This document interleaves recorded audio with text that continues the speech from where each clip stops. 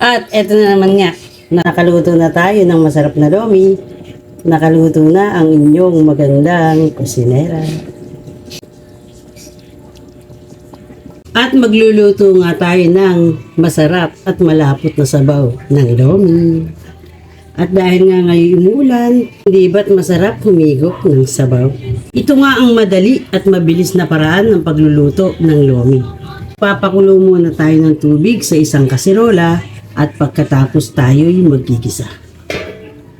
Ito nga at magpapakulo muna tayo ng tubig para habang tayo nagigisa ay umiinit na rin ang ating tubig. At dito natin ilalagay ang ating ginisa. Ito nga ay mabilis at madaling paraan ng pagluluto ng lomi. Hindi pa waste time kasi habang tayo nagigisa, kumukulo na ang ating isasabaw. At habang nga hinihintay natin uminit itong ating isasabaw, ay magigisa na tayo ng ating sangkap para sa lomi.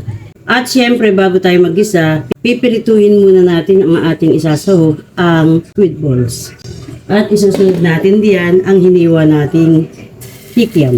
Mainit na ang ating mantika, ilalagay na natin ang ating squid balls.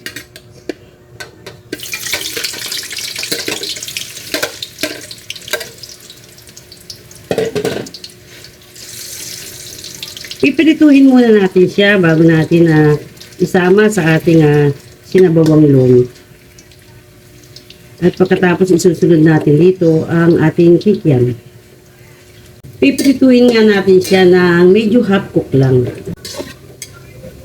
At pagkatapos nga natin maprito yung ating squid ball ay susunod na natin yung ating kikiam. Siya naman ang ating pipirituhin.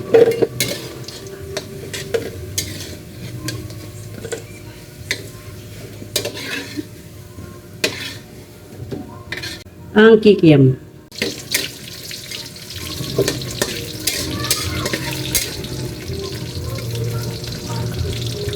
At ayan nga, matapos natin maprito yung ating squid ball at kikiam, ay tayo magigisa na.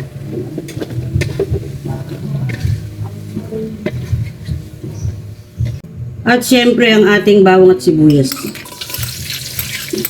At gigisahin lang natin ng maayos hanggang mamula ang ating bawang at sibuyas. At dahil mayroon ako ditong buto-buto ng manok, breast, isasama natin dito sa ating ginisa para mas masarap ang sabaw ng ating lomi. Option na lang ito kung nais nyo lang, kasi kung wala naman ito, ay sapat na ang squid ball at kikiam. Masarap na rin ang ating lomi. At haluin lang natin hanggang sa magisa ang ating sahog na breast, chicken breast. At habang nang ginigisa natin yung ating manok, at mag-a-add na tayo ng toyo para lumasa na yung toyo sa manok. At pamintang durog. At hayaan lang natin mag-isa ng maayos ang manok bago natin ilagay yung carrot. At matapos nga nating maigisa yung manok, ilalagay na natin yung sahog na carrot.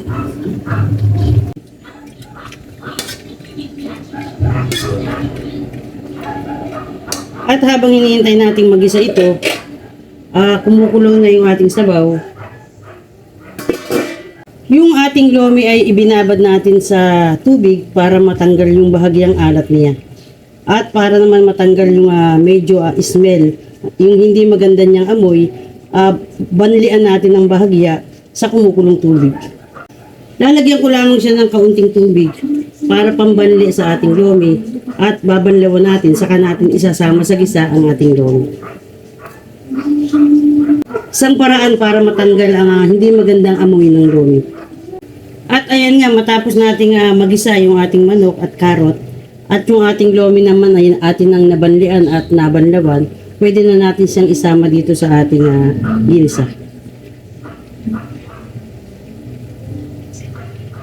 At igigisa lang natin siya ng bahagya dito sa ating manok. At pagkatapos ay ilalagay na natin siya sa kulong tubig.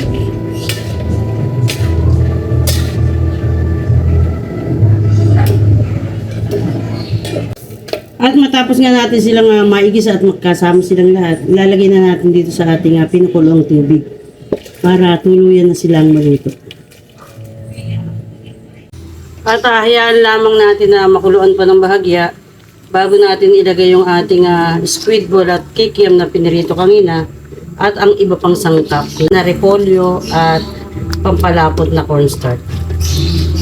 At matapos nga siyang makuluan ng bahagya ay mag-a-add pa uli ako ng bahagyang toyo para gumanda ang kulay ng ating lomi.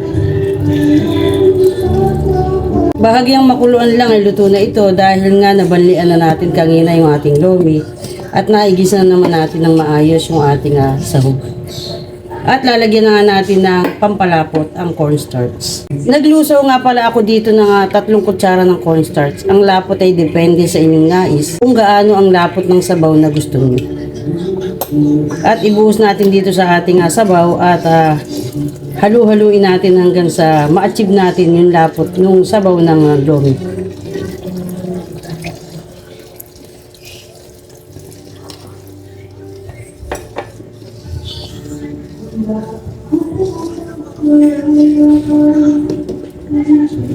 Yan na nga at unti-unti nang lumalapot yung sabaw.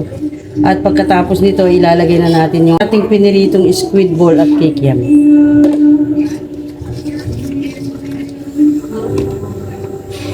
Hahayaan lang natin makuluan pa para maluto yung cornstarch. At matapos nga natin ma-achieve yung lapot ng ating lomi, ay lalagay tayo ng 3 buong itlog para lalong mas masarap at mas malapot ang sabaw ng lomi.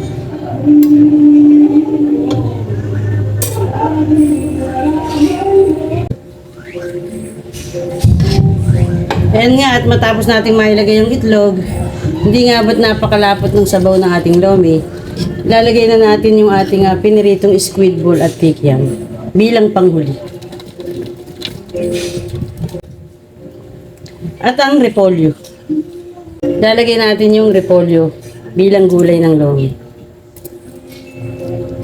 Siyempre, titimplahan natin ng ayon sa ating panlasa kung siya maalat o matabang. Ay depende na sa ating panlasa.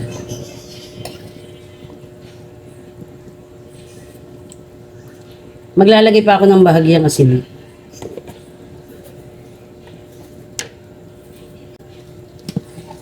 At kung na-achieve na natin ang lasa ng lomi ayon sa ating panlasa, ay tayo ngayon nakaluto na ng lomi.